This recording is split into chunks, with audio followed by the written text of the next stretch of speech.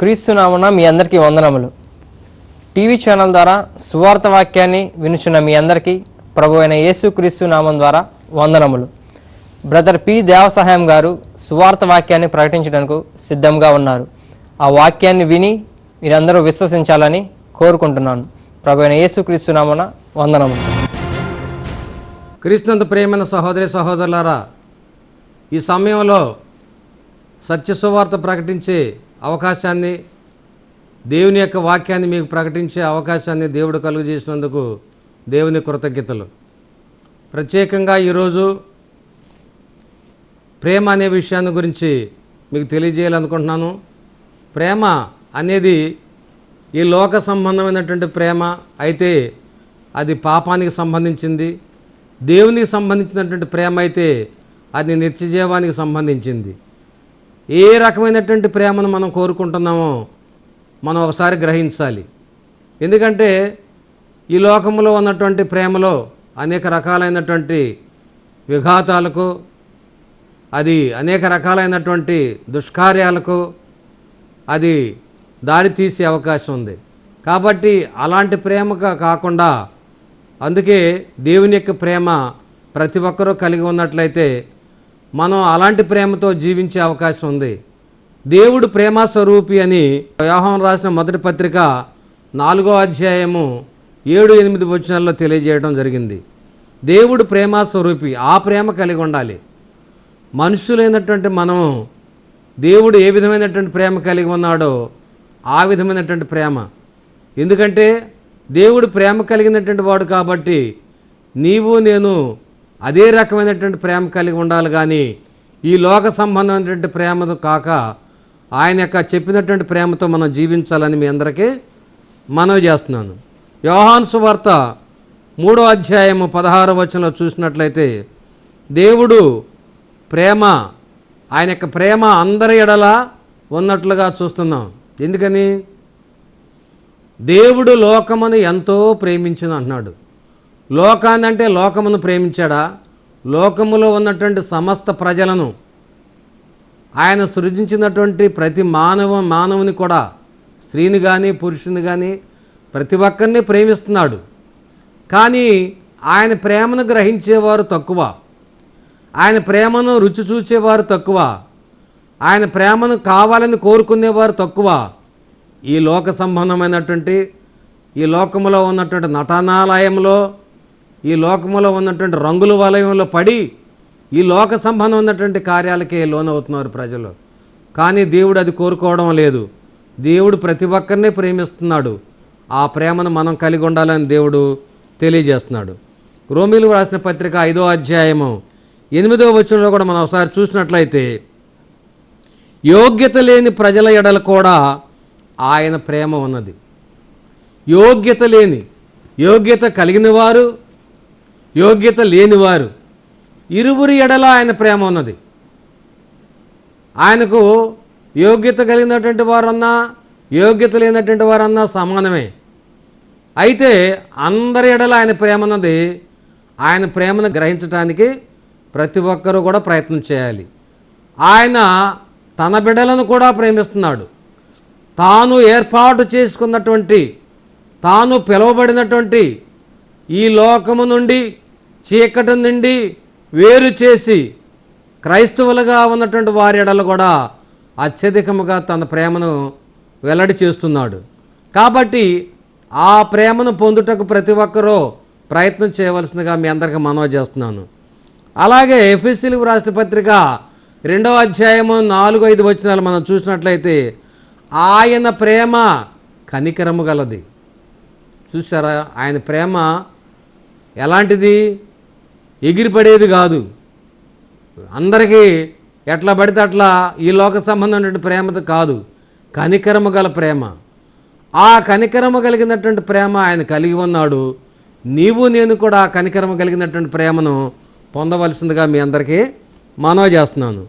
అలాగే యోహాను రాసిన మొదటి పత్రిక 4వ అధ్యాయము 9-10 వచనాలు కూడా మనం ఒకసారి చూసినట్లయితే ఆయన ప్రేమ మనకు ఉచితముగా అనుగ్రహింపబడెను. ఆయన ప్రేమ ఉచితంగానే మనకు అనుగ్రహించాడు. కానీ మనం పొందలేకపోతున్నాం. డబ్బులు పెట్టి కొంటే మాత్రం డబ్బులు ఉన్నటువంటి వాళ్ళే కొనుక్కోగలరు, ఉన్నటువంటి వాళ్ళు మాత్రమే కొనుక్కోగలరు. కానీ ఈయన ఇచ్చేటటువంటి ప్రేమ ఉచితమైనటువంటి ప్రేమ. ఆ ఉచితమైనటువంటి ప్రేమను ప్రతి ఒక్కరికి అనుగ్రహించడం జరిగింది కాబట్టి ఆ ప్రేమను పొందవలసిందిగా మీ అందరికీ మనవి చేస్తున్నాను. తెస్సలోనీయులకు రాసిన 2వ పత్రిక 2వ అధ్యాయము 13వ వచనంలో చూస్తే ఆయన ప్రేమ ప్రజలకు రక్షణను మరియు పరిశుద్ధతను తెచ్చును. ఆ ప్రేమ వలన, ఆ ప్రేమామూర్తి ద్వారా పొందినటువంటి ప్రేమ వలన రక్షణ పొందే అవకాశం ఉంది. ఎందుకని? ఆయన కోరుకునేది అదే. ప్రతి ఒక్కరూ రక్షింపబడాలి, ప్రతి ఒక్కరూ నశించిపోకూడదు, ప్రతి ఒక్కరూ పరలోక రాజ్యాన్ని స్వతంత్రించుకోవాలి, ప్రతి ఒక్కరూ అగ్నిగుండములో పడవేయబడకుండా ఉండాలని దేవుని యొక్క ప్రేమ వెల్లడి చేస్తున్నాడు. అలాగే దేవుని యొక్క బిడ్డలు పరిశుద్ధత కలిగి ఉండాలి. ఆ పరిశుద్ధత కలిగినటువంటి వారు దేవుని యొక్క సముఖంలో నిత్యము నివాసం చేసే ఆ నిత్యరాజ్యము కొరకు ప్రయత్నం చేయాలి. అలా దేవుడు కోరుకుంటున్నాడు. అలాగే రోమీయులకు రాసిన పత్రిక 8వ అధ్యాయము 37వ వచనంలో కూడా మనం ఒకసారి చూసినట్లయితే ఆయన ప్రేమ మనలను జయించువానిగా చేయును. ఆయన ప్రేమ మనలను జయించువానిగా చేయునంటే ఈ లోక సంబంధుడు, ఈ లోకాన్ని ఏలుతూ ఉన్నటువంటి రాజ్యాధికారి సాతానును జయించాలి. ఆ సాతానును జయించినప్పుడు ఆయన ప్రేమ మనలో మరి ఉండే అవకాశం ఉంటుంది. అలాగే దేవుని ఎడల క్రైస్తవుల యొక్క ప్రేమ కూడా చూసినట్లయితే మత్తయి సువార్త 6వ అధ్యాయం 24వ వచనంలో క్రైస్తవుల యొక్క ప్రేమ విషయంలో ఆ క్రైస్తవ ప్రేమ అన్నిటికన్నా మిన్నగా ఉండాలంటున్నాడు. అన్నిటికంటే మిన్నగా క్రైస్తవుల యొక్క ప్రేమ ఉండాలి. ఎవరికి? దేవుని ఎడల క్రైస్తవులు ఆ విధంగా ముందుగా దేవుని కానీ తర్వాత దేవుడు అనేది ఉన్నట్లయితే అది అన్నిటికన్నా మిన్నగా ఉండే అవకాశం లేదు. అలాగే మత్తయి సువార్త 22వ అధ్యాయము 37 నుండి 39 చూస్తే అది మొదటిదియు ముఖ్యమును అయిన ఆజ్ఞ. ఏది? నీ వలే నీ పొరుగువారిని ప్రేమించటం, నిన్ను వలే నీ పొరుగువారిని ప్రేమించటం. నీవు ప్రేమతో ఏ విధంగా ఉన్నావో నీ పొరుగువారిని, నీ కుటుంబాన్ని ఏ రకంగా ప్రేమిస్తున్నావో నీ పొరుగువారిని ప్రేమించాలి. అది ప్రేమ. దేవుడు కోరుకునేటువంటి ఆజ్ఞల్లో మొదటిది అది.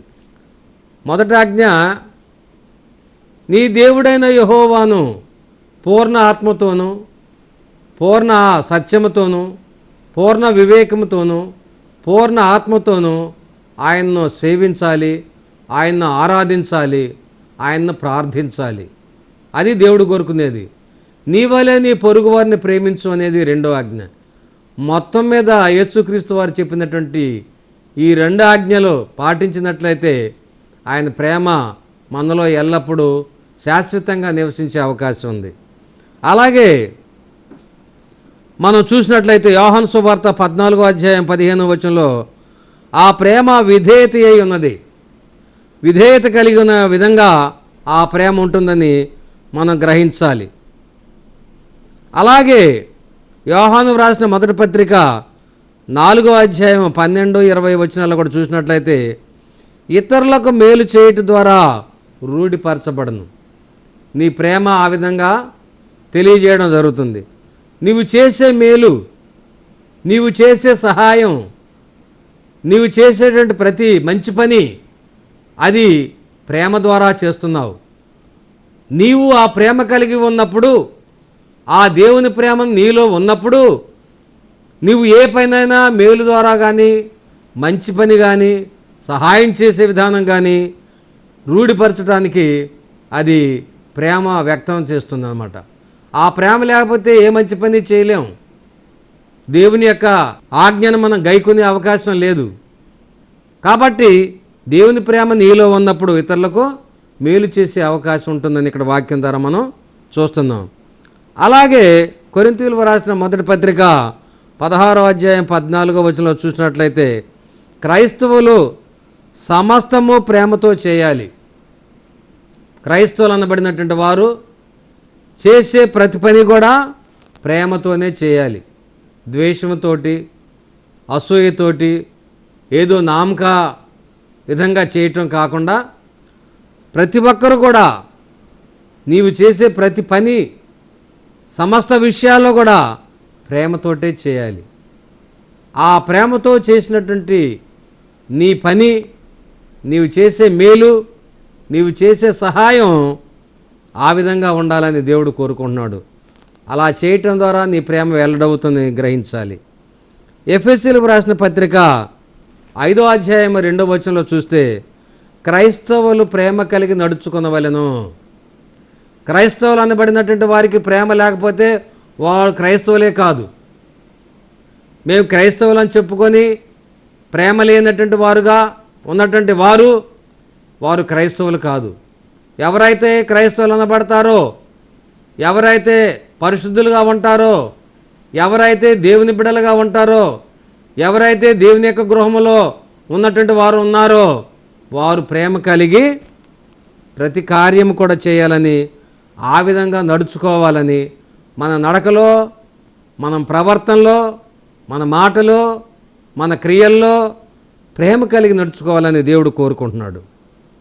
అలాగే కొరింథీయులకు రాసిన మొదటి పత్రిక 14వ అధ్యాయము 1వ వచనంలో కూడా క్రైస్తవులు ప్రేమ కలిగి ఉండుటకు ప్రయాసపడాలి.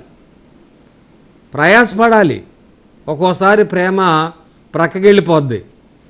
ప్రేమ లేనటువంటి మాటలతోటి, ప్రేమ లేనటువంటి పనులతోటి, ప్రేమ లేనటువంటి క్రియలతోటి మనం ప్రవర్తించినప్పుడు క్రైస్తవులుగా ఉండం.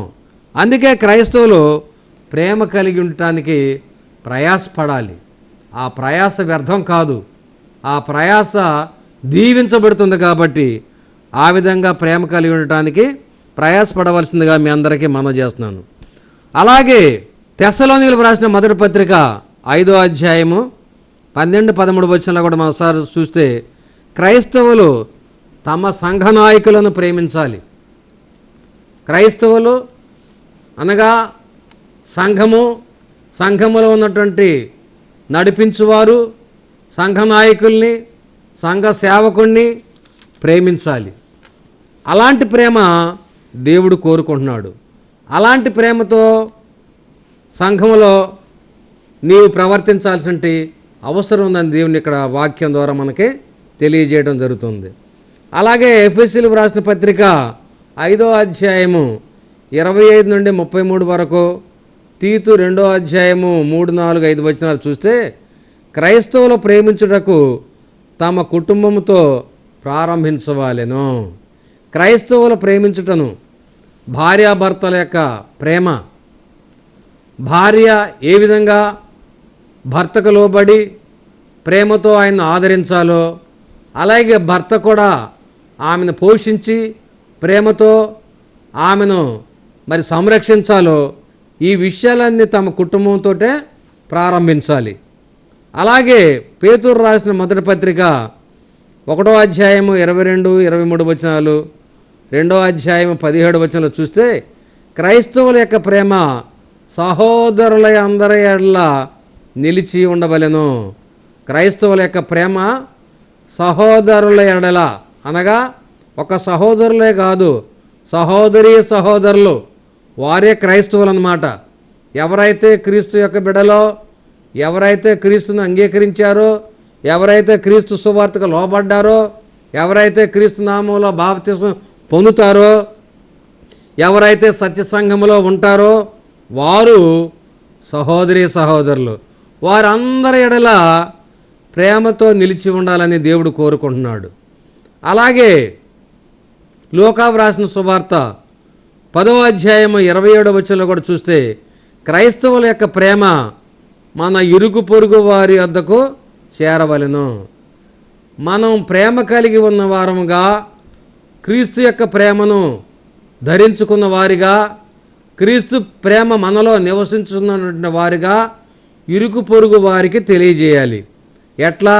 మన ప్రవర్తన విషయంలోనూ, మన నడక విషయంలోనూ, కుటుంబంలో ఉన్నటువంటి మరి ప్రేమానురాగాలతో ఉన్నటువంటి విధానంలోనూ వారి యొక్క ప్రవర్తన బట్టి ఇరుగు పొరుగు వారు ఆ ప్రేమను గ్రహించే విధంగా ఆ ప్రేమను వారి వద్దకు పంపేవారిగా ఉండాలి. అంతేగాని క్రైస్తవులమని చెప్పుకొని ఇంట్లో తగులాడుకుంటూ బూతులు తిట్టుకుంటూ గొడవ చేస్తే నీ ప్రేమ పొరుగు వారి ఎడల వేరే ఉద్దేశంగా వెళ్ళిపోతుంది. ఇదేమి క్రైస్తవులు, ఇదేమి పరిశుద్ధులు అని వారు ప్రశ్నించుకొని క్రీస్తుకు దూరంగా ఉండే అవకాశం ఉంది. కాబట్టి అలాంటి ప్రవర్తన కలిగి ఉండకుండా క్రైస్తవ ప్రేమతో ఇరుకుపొరు వారి వద్దకు మీ ప్రేమను వెల్లడి చేయవలసిందిగా మనవి చేస్తున్నాను. అలాగే లూకా వ్రాసిన సువార్త 6వ అధ్యాయము 27-28 వచనాలు మనం చూసినట్లయితే క్రైస్తవుల యొక్క ప్రేమ మన శత్రువుల యొద్దకు కూడా చేరవలెను. మన శత్రువులు ఎవరైతే ఉన్నారో, మనమంటే గిట్టని వారు, మన మీద అసూయపడేవారు, మన ఎదుగుదలను చూసి ఓర్వలేనటువంటి వారు, మనల్ని ఎప్పుడు దెబ్బతీయాలని చూసేటువంటి వారు, అలాంటి శత్రువుల ఎడల మనం ప్రేమ కలిగి ఉండాలని చెప్పి అంటున్నాడు. నీ శత్రువులను ప్రేమించమని యేసుక్రీస్తు వారు చెప్పాడు. మనం ఆ ప్రేమను వెల్లడి చేయాలి. శత్రువుగా ఉంటే ఇంకా అధికమైపోయే అవకాశం ఉంది. కాబట్టి నీ శత్రువులు ఎవరైతే ఉన్నారో వారి కొరకు ప్రార్థన చేయాలి. నీ ప్రేమను వెల్లడి చేయాలి వారి ఎడల. అప్పుడు దేవుని యొక్క ప్రేమ మరి నీలో ఉన్నట్లుగా గ్రహిస్తారు. ఆ శత్రువులు కూడా మారే అవకాశం ఉంటుంది. ఆ శత్రువుల యొక్క మనసు కూడా నీ ప్రేమ ద్వారా మారుతుంది. కాబట్టి అలాంటి ప్రేమ నీవు కలిగి ఉండాలని దేవుడు కోరుకుంటున్నాడు.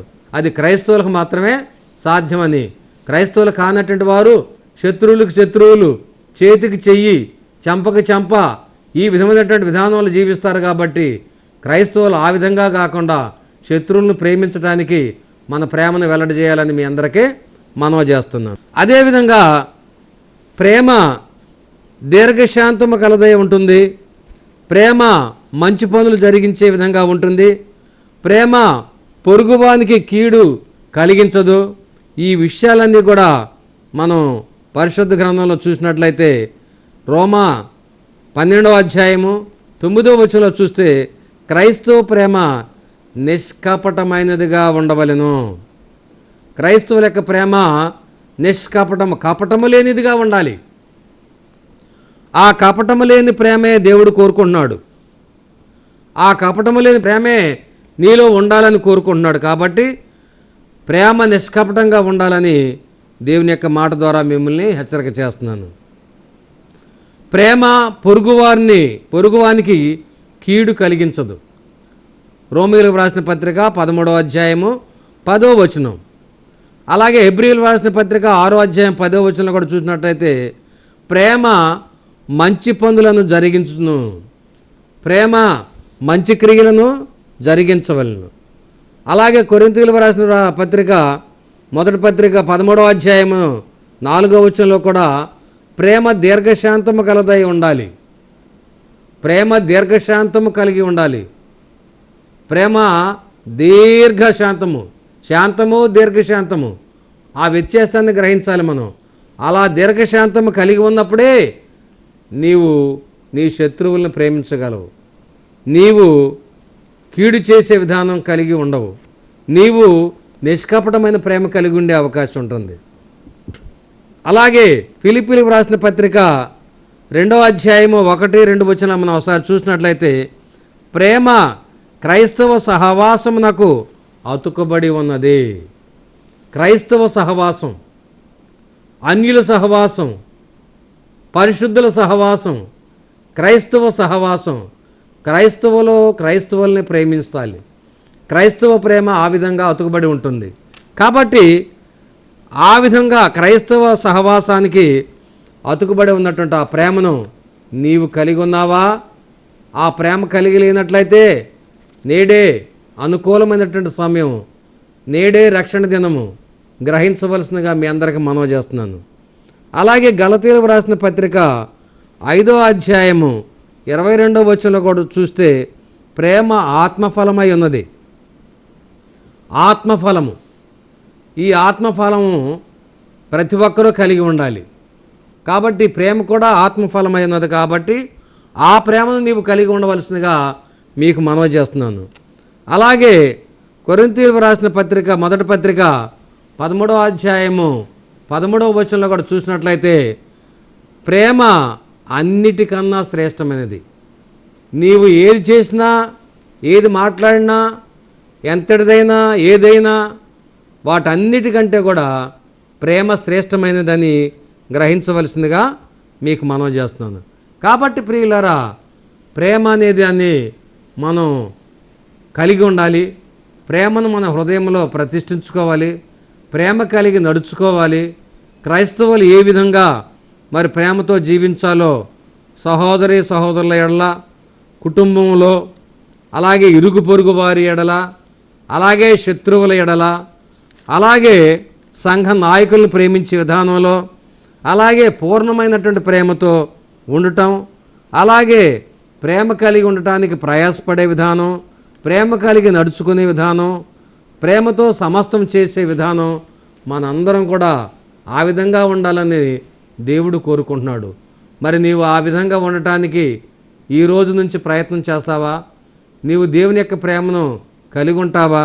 ఇవన్నీ గ్రహించి ప్రేమతో ఆయన సేవించు బిడ్డగా ఉండాలని, ప్రేమ కలిగి జీవించాలని, ప్రేమలో ఆయన యొక్క వాక్యాన్ని ఎదుగుదల కొరకు, ఆత్మీయంగా బలపడటం కొరకు ప్రేమ ఎంతో దోహదపడుతుంది. కాబట్టి ప్రేమ కలిగి ఉండవలసిందిగా మీ అందరికీ మనవి చేస్తున్నాను. ప్రేమ తప్పుడు మార్గంలో కూడా నడిపించే అవకాశం ఉంది. లోకమును ప్రేమించుట, యోహాను రాసిన మొదటి పత్రిక 2వ అధ్యాయము 15, 16, 17 వచనాలు చూస్తే లోకమును ప్రేమించే విధానం కూడా తప్పుడు మార్గమే.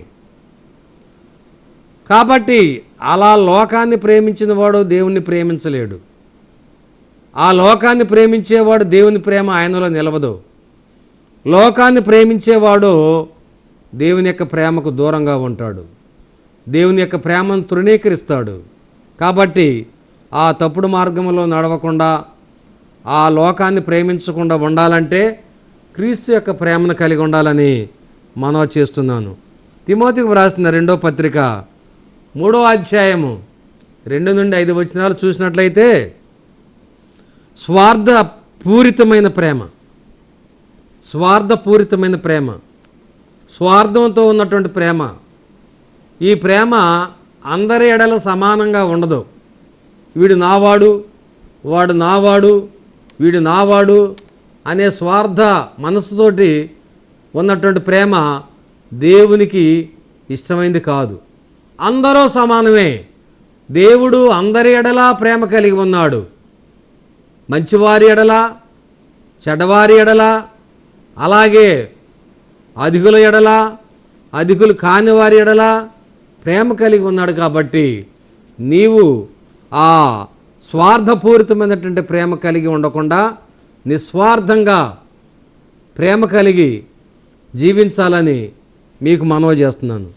అలాగే యోహాను రాసిన సువార్త 12వ అధ్యాయము 42, 43 వచనాలు చూసినట్లయితే మనుషుల మెప్పుగోరు ప్రేమ, మనుషుల కోసం ప్రేమను వెల్లడి చేసేవారు వీరు దేవుని ప్రేమను వెల్లడి చేయలేరు. మనుషుల మెప్పు కావాలి, దేవుని మెప్పు కాదు కావాల్సింది.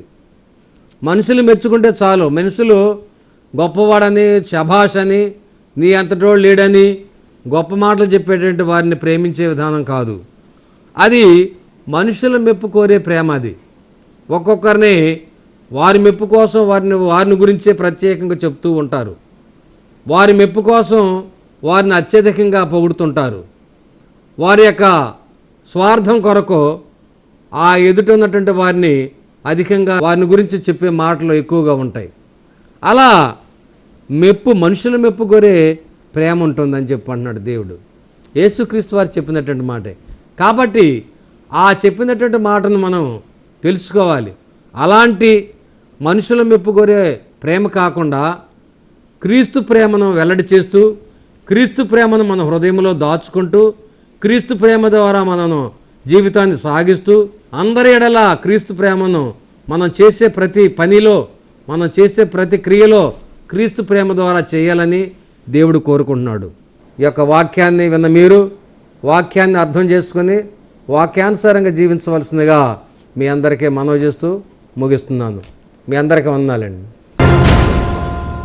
సహోదరులు దేవసాయం గారు చెప్పినటువంటి వాక్యాన్ని గ్రహించి వాక్యానుసారంగా నడుచుకొని ఆత్మీయ మేలు పొందవలసిందిగా కోరుచున్నాం. మీ అందరికీ వందనములు. అలాగే మీకు ఏమైనా ప్రార్థన అవసరాలు ఉంటే మమ్మల్ని సంప్రదించగలరు. మా ఫోన్ నంబర్లు 9347910422 మరి ఒక నంబర్ 9030247033. అలాగే మా యొద్ద బైబిల్ కరస్పాండెన్స్ కోర్సు కలదు. ఆసక్తి గలవారుంటే మమ్మల్ని సంప్రదించగలరు. మీ అందరికీ వందనములు.